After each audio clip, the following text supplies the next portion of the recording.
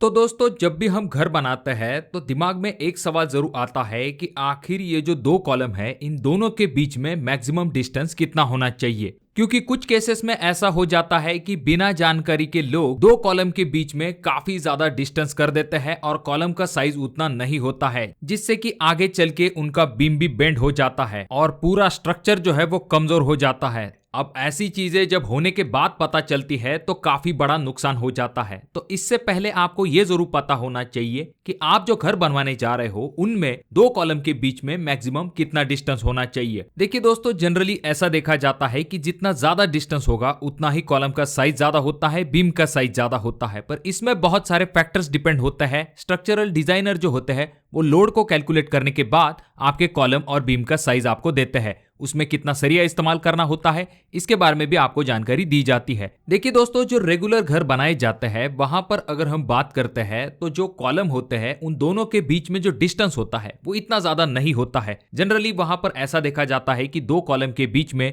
10 feet, 12 feet, 14 feet, यहां तक कि 16 फीट तक का भी डिस्टेंस दिखाई देता है। उससे ज्यादा डिस्टेंस जनरली दिखाई नहीं देता है। कुछ स्पेशल केसेस होते हैं जहां पर 16 फीट से ज्यादा दो कॉलम के बीच में डिस्टेंस लिया जाता है। तो यहां पर हम ऐसा कंसिडर करेंगे कि आपके दो कॉलम के बीच में जो डिस्टेंस है वो आपको 16 फीट तक लेना है। तो वहां पर हमें कॉलम का साइज कितना रखना चाहिए। यहां पर आपको एक इंपॉर्टेंट चीज ये ध्यान में रखनी चाहिए कि अगर आप कोई भी घर बनवा रहे हो और वहां पर आप दो कॉलम के बीच में काफी ज्यादा डिस्टेंस कर लेते हो और उस हिसाब से अगर आपके कॉलम के साइज नहीं होंगे, यानी कि कॉलम का साइज कम होगा, ऐसे में आगे चल के आपका बीम झुक सकता है, कॉलम के ऊपर बहुत ही ज्यादा लोड बढ़ जाएगा और इसकी वजह से आपके स्ट्रक्चर की लाइफ भी कम हो जाएगी। देखिए दोस्तों, आपने बहुत सारी कमर्शियल बिल्डिंग में देखा होगा कि वहां पर तो दो कॉलम के बीच में 20-25 फीट या फिर उससे भी ज्यादा का डिस्टेंस होता है। तो यहाँ पर आपको यह ध्यान में रखना पड़ता है कि ऐसे में कॉलम का साइज बड़ा होता है, वहां पर जो बीम है उनकी जो डेप्थ होती है वो भी ज्यादा होती है, यानी कि 18 इंच, 24 इंच, इससे भी ज्यादा बीम की डेप्थ होती है। और वहां पर जो स्ट्रक्चरल इंजीनियर होते हैं उनके हिसाब से लोड को एनालिसिस करके उस हिसाब से कॉलम के अंदर सरिया और कॉलम का साइज जो है वो फाइनल किया जाता है। पर जब बात आती है जो रेगुलर घर बनाए जाते हैं, यानी कि जो रेसिडेंशियल हाउस होते हैं, वहां पर अगर 16 फीट दो कॉलम के बीच में डिस्टेंस है तो कॉलम का साइज कितना होना चाहिए। तो देखिए दोस्तों, अगर आप ओनली ग्राउंड फ्लोर बनवाने वाले हैं तो ऐसे में आप कॉलम का जो साइज है वो 9 इंच बाय 9 इंच दे सकते हो, यानी कि 230 mm बाय 230 mm,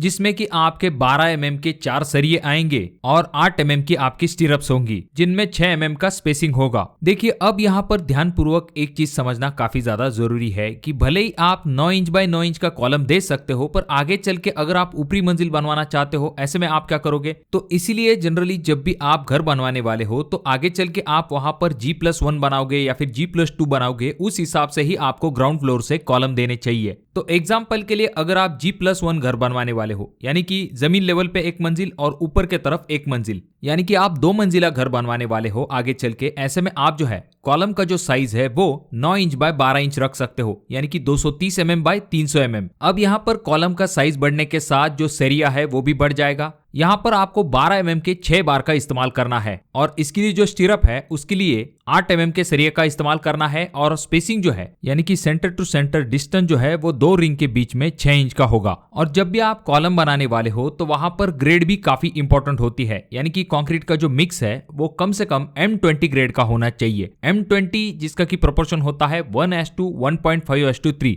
जिसमें कि 1 पार्ट होता है आपका सीमेंट, 1.5 पार्ट होती है आपकी सैंड और 3 पार्ट होती है आपकी गिट्टी। कुछ इस हिसाब से आपको M20 ग्रेड का कंक्रीट ही इस्तेमाल करना है, उससे कम ग्रेड की कंक्रीट का इस्तेमाल नहीं करना है। और अगर आप 3 मंजिल घर बनवाने वाले हो, यानी कि ग्राउंड+2, तो वहां पर कॉलम का जो साइज है वो 9 इंच बाय 15 इंच रखा जाता है और इसमें जो सरिया इस्तेमाल किया जाता है तो उसके लिए 12 mm के 6 बार का इस्तेमाल किया जाता है। और जो स्टीरअप्स होती है वहां पर 8 mm के सरिये का इस्तेमाल किया जाता है 6 inch centre to centre distance के साथ। यहाँ पर भी आपको M20 ग्रेड से कम ग्रेड का कंक्रीट इस्तेमाल नहीं करना है। अगर पॉसिबल है तो आप M25 ग्रेड के कंक्रीट के तरफ भी जा सकते हो। आजकल ज्यादातर जगह पे लोग 3 मंजिल मकान बनवाना पसंद करते हैं या फिर फिलहाल 1 मंजिल बना लेते हैं, आगे चल के 2 मंजिल बना लेते हैं। तो इसी वजह से आपको हमेशा G+2 के हिसाब से ही अपने घर का जो डिजाइन है उसे बनवाना चाहिए, जिससे कि आगे चल के आपको ऊपरी मंजिल निकालने में कोई भी दिक्कत ना हो। देखिए दोस्तों, इस वीडियो में हमने एक अप्रोक्सीमेटली आइडिया लिया है कि अगर दो कॉलम के बीच में ज्यादा डिस्टेंस होता है, ऐसे में कॉलम का साइज कितना होता है या फिर मंजिलों के हिसाब से किस तरह से कॉलम का साइज बढ़ता जाता है, उसमें सरिये की क्वांटिटी बढ़ जाती है। देखिए दोस्तों, जो कॉलम है उसका साइज बहुत सारी चीजों के ऊपर डिपेंड होता है, जैसे कि आपके घर का प्लान होता है, उसके बाद में आप कितनी मंजिल घर बनवाने वाले हो, आपका स्पैन कितना है,